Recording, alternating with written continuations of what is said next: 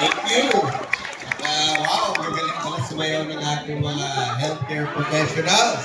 Palakpakan ko natin. Ano ba, dance contest pala. So anyways, just a simple Christmas greeting. Magpapasalamat sa ating TPH family for the continued from our doctors, kay Doc Archie, our ating mga medical personnel, non-medical personnel, nurses, maintenance, and everybody who continues to provide the healthcare services needed by our ating mga constituents. So talagang TPH, malapit sa amin, we continue to develop, we continue to evolve.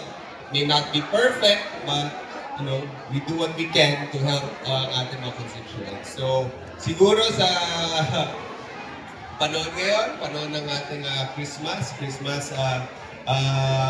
festive season, siguro it is our time for pagpapatawad, time for pagmamahal, and I think the best gift, pinakamagandang regalo na ibibigay natin sa isa't isa sa ating mga babae is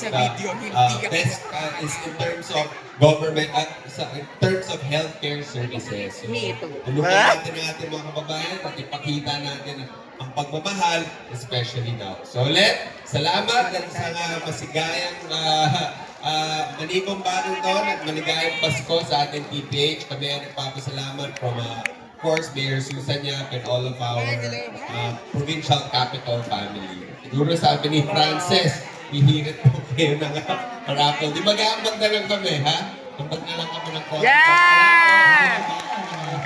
Bigay ko na lang kayo po. 30.